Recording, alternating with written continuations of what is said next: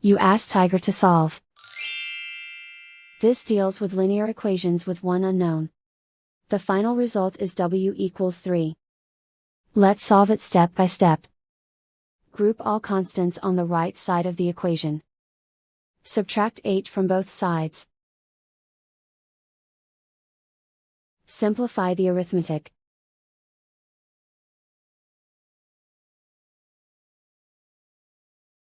Isolate the w.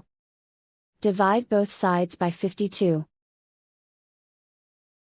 Simplify the fraction. Find the greatest common factor of the numerator and denominator. Factor out and cancel the greatest common factor. And so the final result is w equals 3.